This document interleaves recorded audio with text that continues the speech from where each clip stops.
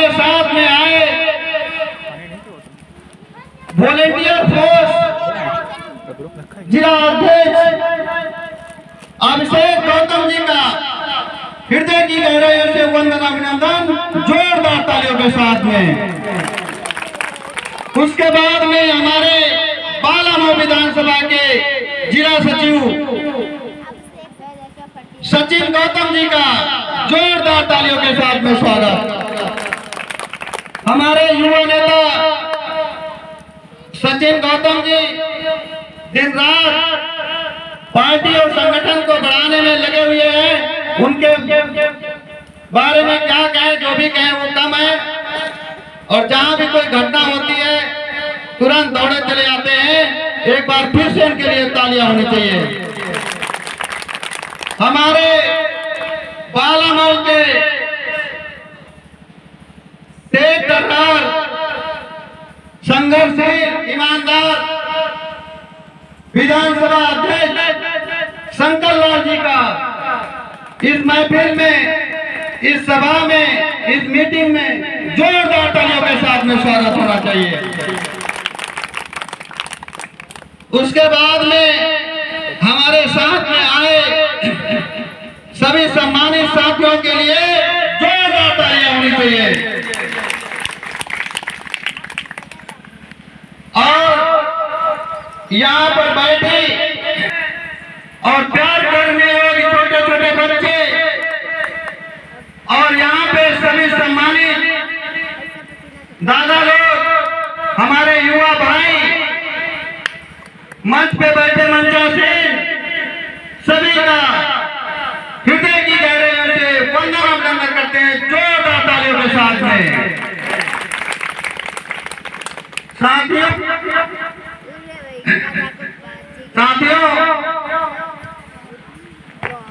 ये एक आंदोलन है जिसको स्टार्ट किया था काफी लंबे समय पहले महात्मा ज्योतिबा फूले साहब ने। फूले साहब ने इस आंदोलन को क्यों स्टार्ट किया ये सभी नहीं जानते हैं। ये सभी जानते हैं कि बहुजन समाज में, बहुजन परिवार में फूले साहब का एक बहुत बड़ा योगदान रहा। फूले ज्योतिबा फूले एक माली समाज में जन्मे, जिन्होंने अपने दलित शोषित वंचित समाज को आगे बढ़ाने के लिए दिन रात एक करके उन्होंने दलित शोषित वंचित समाज को आगे बढ़ाया। सम्मानित साथियों, आगे बढ़ाया। फूले साहब के घर पे फूलों की खेती होती थी। उनको नहीं पता था कि मैं एक शूद्र जाति से हूं और अछूत समाज से हूं। वो एक अपनी मेरे सम्मानित साथियों तालियां नहीं बजाना, वो बाबा साहब की देन है। क्योंकि नारी, आप समझ लीजिए मेरी माताएं बहनें, समझ लीजिए, नारी सिर्फ बच्चा पैदा करने की मशीन थी। औरत को घर से बाहर निकलने का आदेश नहीं था। जहां तक कि वही ये देश है जहाँ पे शादी तो होती थी लेकिन दुल्हन को कोई और रखता था। शादी हमारे समाज में होती थी, हमारे लोगों की होती थी, फेरे हमारे लोगों को पड़ते थे। लेकिन अब क्या बताएं आपको, दुल्हन किसी और के घर जाती थी, कम से कम 8 दिन तक रह करके आती थी। वही ये देश है वहाँ पे जहाँ पे इतनी गुलामी हुई, जहाँ पे हमारे समाज की महिलाओं ने उनको चक्की पीस करके उनको खिलाया। अपने पति को नहीं खिला पाया, अपने बच्चों का पेट नहीं भर पाया, लेकिन दूसरे का पेट को भरने का काम किया। वही ये देश है। आज हमारी माताएं बहन पता नहीं किस किस के गुण गाती हैं। बाबा साहब, माता रमाबाई, माता सावित्री बाई, माता फातिमा शेख के संघर्षों को भूल गए, ललाई सिंह यादव के संघर्षों को भूल गए, संत गाडगे के संघर्षों को भूल गए। हमारे लोग छत्रपति साहू जी के संघर्षों को भूल गए, रामास्वामी नायकर के संघर्षों को भूल गए, अपने दलित शोषित वंचित समाज में जन्मे महापुरुषों के संघर्षों को भूल गए। अरे मेरे सम्मानित साथियों, अपने महापुरुषों के संघर्षों के बारे में जानो और इस मिशन को बढ़ाने में लग जाओ, इस मिशन को बढ़ाओ। तो साथियों, माताओं बहनों का अधिकार नहीं था पढ़ने का अधिकार, नारी और शूद्र को पढ़ने का अधिकार नहीं था। समझ लीजिए, ये अधिकार किसने दिया?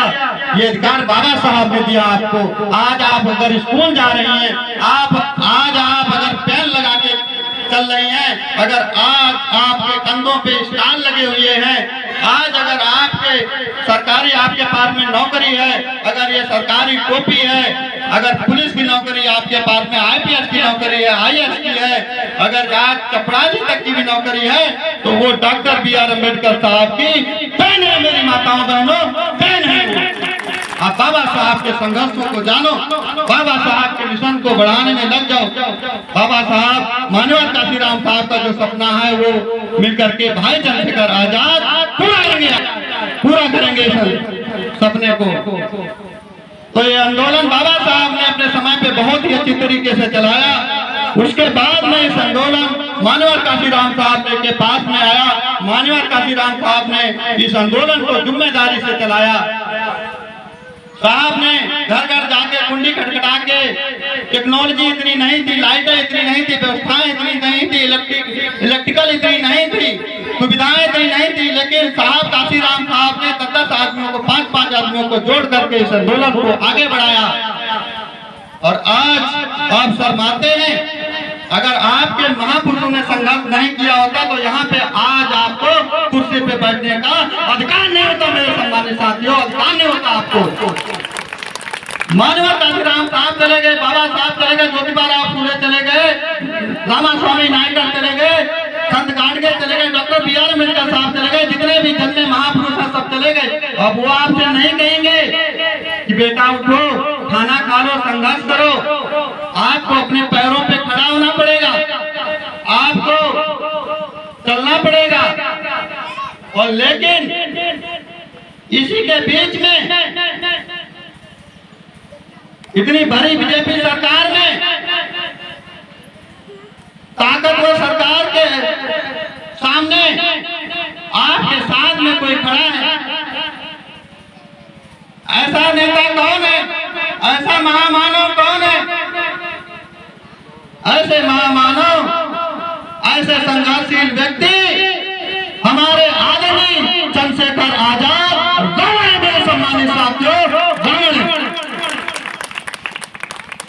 चापलूसी मत करो, गुलामी मत करो, खड़े हो जाओ अपने पैरों पे। ये आजाद समाज पार्टी जिला अध्यक्ष विनोद गौतम, आजाद समाज पार्टी समस्त टीम आपके साथ है। मेरे सम्मानित साथियों, आपके साथ है। आपको चापलूसी करने की जरूरत नहीं है, आपको गुलामी करने की जरूरत नहीं है। अगर आप अपनी नहीं समझेंगे तो फिर कब समझेंगे? अगर 5 ही दत्ता करते रहेंगे तो आने वाली आपकी पीढ़ी भी ऐसे ही गुलाम हो जाएगी। मेरे सम्मानित साथियों, गुलाम हो जाएगी। आपको चापलूसी करने की जरूरत नहीं है। ऐसा नेता, ऐसा मसीहा आपके बीच में आ गया है जो आप करके अपने बच्चों का इलाज करवाया, अपने बच्चों का पालन पोषण किया। बाबा साहब भीमराव, एक समय पे बाबा साहब भीमराव अम्बेडकर विदेश में पढ़ रहे थे। उन्होंने पत्र लिखा कि हे मेरी प्यारी रमा, हमको पुस्तकों की जरूरत है, हमें किताबों की जरूरत है। मेरे पास किताबें नहीं है, किताबें खत्म हो चुकी हैं।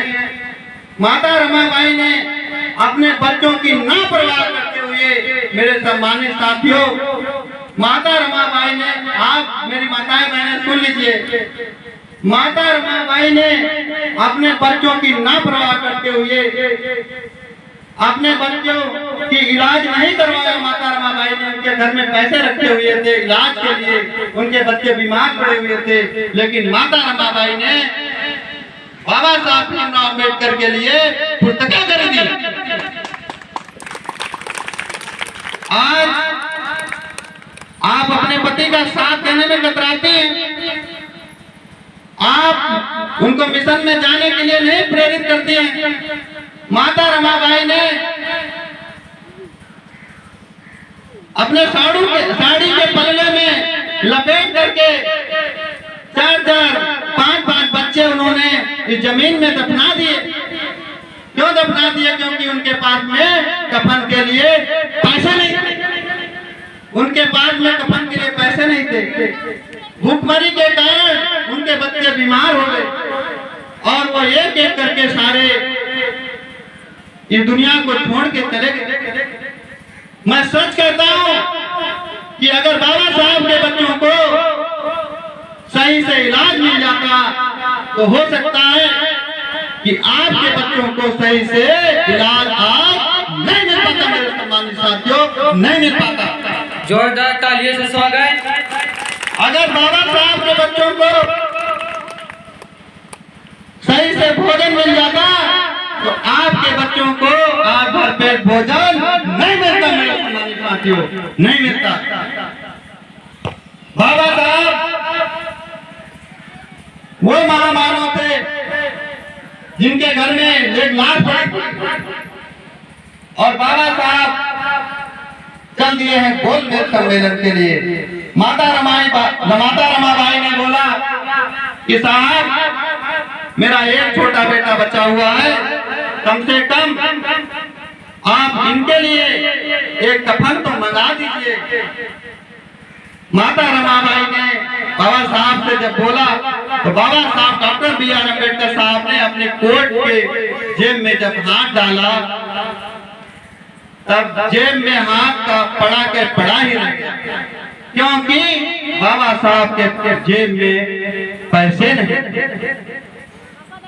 काफी देर के बाद में माता रमाबाई ने हाथ पकड़ के बाबा साहब का निकाला कि कोई बात नहीं। माता रमाबाई ने अपने साड़ी का पल्लू फाड़ करके जो छोटा बेटा था, जो बाबा साहब जिसको माता रमाबाई जिसको बहुत प्यार करते थे, उसको भी माता रमाबाई ने अपने साड़ी के पल्लू में लपेट करके जमीन में दफना दिया। सोचिए बाबा साहब ने आपके लिए कितना संघर्ष किया और फिर भी बाबा साहब कहाँ चल दिए हैं? गोलमेज सम्मेलन के लिए, हमारे दलित शोषित वंचित समाज के लिए, कि जो हमारे दलित शोषित वंचित समाज को जो हक अधिकार नहीं मिल रहे हैं, उनके हक और अधिकारों की बात रखने के लिए बाबा साहब ने सोचा, माता रमाबाई ने सोचा कि आज मुझे इस समय इतनी पीड़ा उठानी पड़ रही है, आज मुझे इतनी दिक्कत उठानी पड़ रही है, लेकिन आने वाले समय में मेरी पीढ़ी क्या करेगी और मेरी पीढ़ी गुलाम हो जाएगी। मेरे सम्मानित साथियों, बाबा साहब ने आपके लिए बहुत कुछ किया।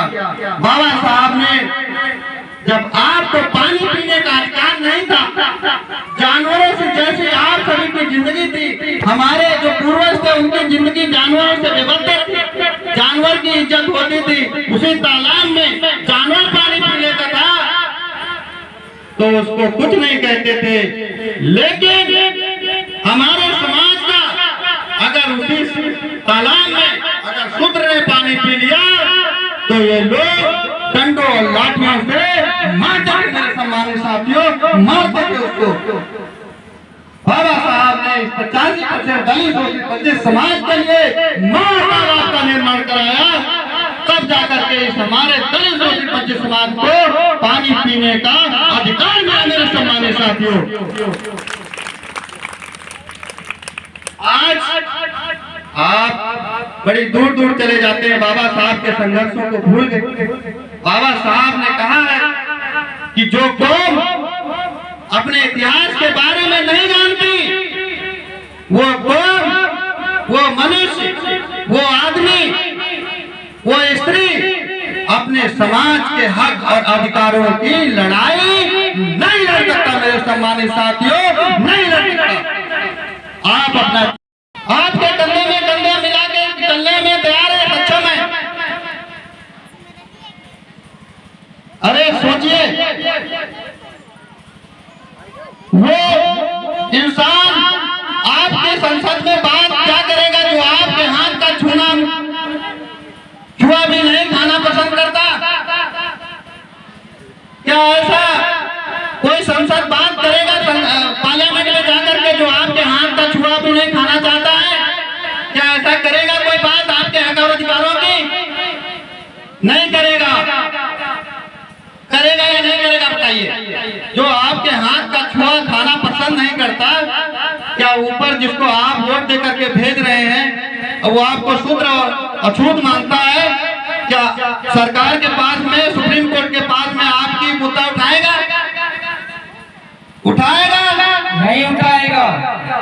बताइए, उठाएगा या नहीं उठाएगा? जो आपके हाथ का छुआ खाना पसंद नहीं करता है, आपको चमार समझ रहा है, आपको बंगे समझ रहा है, आपको धोबी समझ रहा है, जो आपको दानव समझ रहा है, जो मनुष्य आपको नहीं समझ रहा है, वो आपकी बात संसद में कभी नहीं करेगा। भाई चंद्रशेखर आजाद जी के साथ में आप बैठ भी सकते हैं, आप उनके कंधे में हाथ भी रख सकते हैं और आप उनके पास में बैठ के खाना भी खा सकते हैं, उनके साथ चल भी सकते हैं, आपके घर पे भी वो आ सकते हैं, चाहे उनको मच्छर काटे, चाहे कैसे भी हो, कितनी भी दिक्कतों में हो। अगर सुन लेते हैं कि किसी बहन के साथ में कोई अत्याचार हुआ तो भाई चंद्रशेखर आजाद जी दौड़े चले आते हैं, दौड़े चले आते हैं अपनी बहनों के लिए। वो आपको बहन समझते हैं, वो आपको माता समझते हैं। तो मैं यही चाहूंगा कि भाई चंद्रशेखर आजाद जी का साथ दें।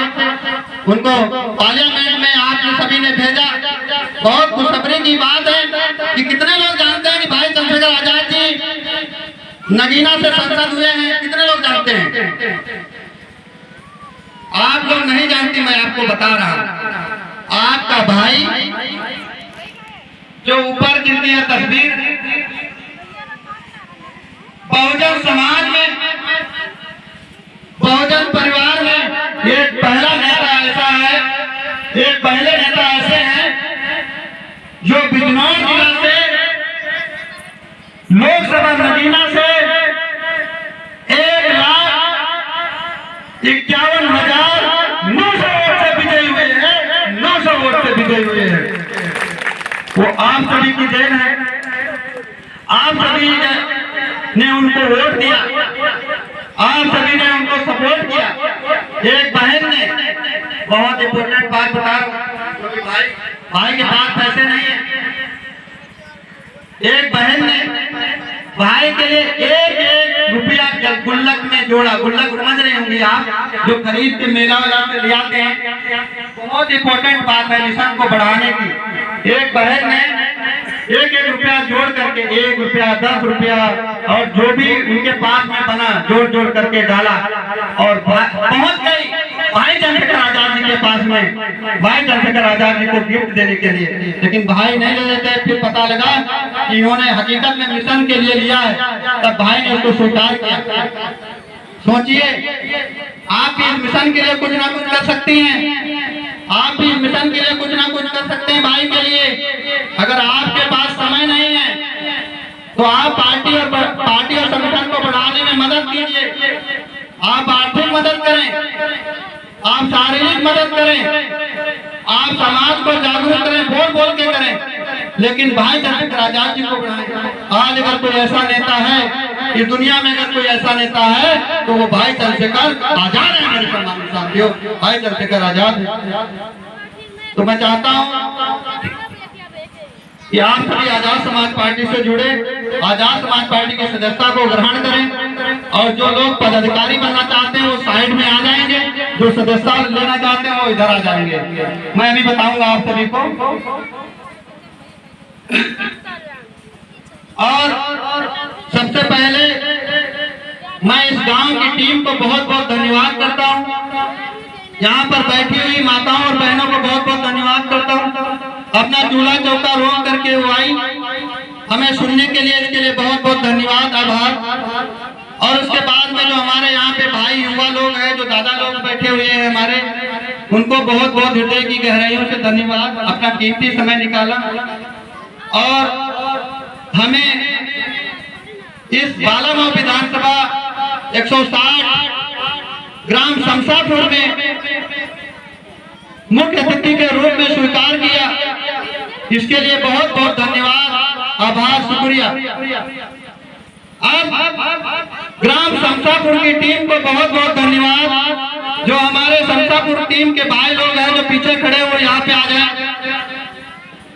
रामावतार गौतम जी को बहुत बहुत धन्यवाद, विनोद गौतम जिला अध्यक्ष की ओर से। इन्होंने इस मीटिंग में, इस मिशन में भागीदारी लिया और अपना अहम योगदान दिया, बहुत बहुत धन्यवाद। प्रदीप गौतम जी को बहुत बहुत धन्यवाद, सुभाष गौतम जी को बहुत बहुत धन्यवाद, आकाश गौतम जी को बहुत बहुत धन्यवाद, कौशल गौतम जी को बहुत बहुत धन्यवाद, छोटे पासी जी को बहुत बहुत धन्यवाद, दीपक गौतम जी को बहुत बहुत धन्यवाद। हमारे युवा नेता दीपक गौतम जी को हृदय की गहराइयों से बहुत बहुत धन्यवाद कि उन्होंने अपने गांव 40% बहुजन परिवार के पास में इतनी जगह नहीं थी कि कोई स्कूल, कोई पाठशाला वहां पर खुलवाई जाए। एक मुस्लिम समाज में जन्मी महिला जिनका नाम था माता फातेह जी ने एक छोटा सा जमीन का टुकड़ा दे करके इस दलित शोषित वंचित समाज के लिए, जिनको पढ़ने का अधिकार नहीं था, जिनको सही कपड़े पहनने का अधिकार नहीं था, जिनको सही से चलने का अधिकार नहीं था, जिनको खाट पे बैठने का अधिकार नहीं था, जिनको जमीन पे थूकने का अधिकार नहीं था, जिनको पानी पीने का अधिकार नहीं था, जिनके गले में हंडी बांध दी जाती थी कि उनका थूक जमीन पे ना गिरे, और उनके पैरों में, उनके कमर में झाड़ू बांध दी जाती थी कि वो जहां भी जाए उनके पैर के निशान जमीन पे ना पड़े। ये दुर्दशा थी हमारे इस समाज की। मेरे सम्मानित साथियों, अपने इतिहास के बारे में जानो। माता सावित्रीबाई फुले ने फुले साहब से, ज्योतिबाराव फुले साहब से शिक्षा को ग्रहण किया। मराठी स्कूल में पढ़े ज्योतिबाराव फुले, अपनी धर्मपत्नी को पढ़ाया। और फिर माता सावित्रीबाई फुले जी ने एक छोटा सा जमीन का टुकड़ा माता फातिमा शेख जी ने दिया। उसमें वो पहला जो स्कूल हमारे भारत में स्थापित हुआ, मेरे सम्मानित साथियों, वो माता सावित्रीबाई फुले की देन है। मेरे सम्मानित साथियों, विनोद गौतम जी के लिए जोरदार तालियों से स्वागत। और ये सब सोचने वाली बातें हैं, बोलिएगा मत, आप सभी लोग इसे ध्यान से सुनिएगा। क्योंकि हमारे समाज को पढ़ने का अधिकार नहीं था। स्कूल में वही पढ़ा करते थे जो गुरुकुल के लायक थे। हमारे समाज के लोग गुरुकुल में नहीं पढ़ाया जा करते थे, वहां पे राजघराने के बालक पढ़ा करते थे। आज आप पता नहीं किस किस को विद्या के मालिक मानते हैं, मालकी मानते हैं, लेकिन आपके लिए माता सावित्रीबाई फुले जी ने बहुत सारे ताने सहे समाज के, और उन्होंने दलित बंदी समाज के लिए बहुत कष्ट सहे। और आज अगर हमें पढ़ने का अधिकार मिला है तो माता सावित्रीबाई फुले की देन है। अब इस मिशन को सावित्रीबाई फुले और ज्योतिबाराव फुले जी ने बढ़ाया। बहुत ज्यादा समय हो जाएगा बताते बताते, लेकिन इस आंदोलन ये रुका नहीं, क्योंकि ये मृत्यु है, सबको समय से निकल जाती है। अनेक महापुरुष इस समाज में जन्मे, आए और चले गए। ज्योतिबाराव फुले, संत स्वामी रविदास जी महाराज, संत कबीर दास जी महाराज, लाखनपासी, उदापासी, संत गाडगे महाराज, अनेक महापुरुष आए चले गए। डॉक्टर बी आर अम्बेडकर साहब ने अपने समय पे इस आंदोलन को बहुत ही जिम्मेदारी से बढ़ाया। 4-5 बच्चे कुर्बान कर दिए डॉक्टर बी आर अम्बेडकर साहब ने आपके लिए, इस मिशन के लिए।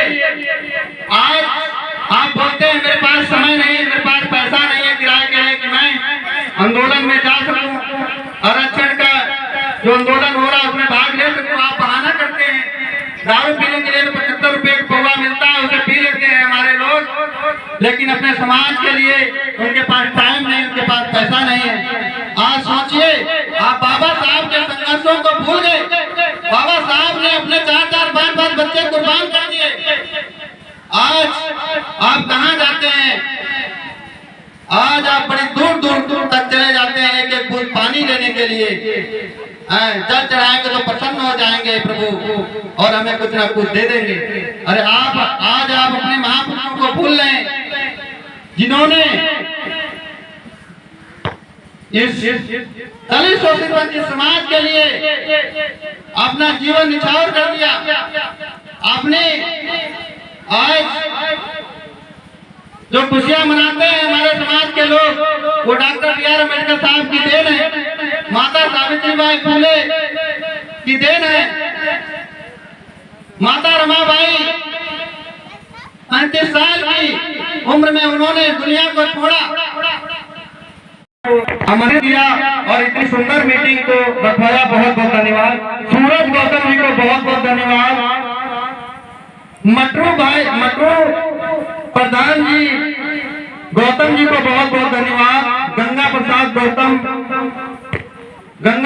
गौतम गाजू वाले, उनको बहुत बहुत धन्यवाद। और हमारे गंगा प्रसाद भाई, ये भी मिशन में और काफी समय से काम कर रहे हैं।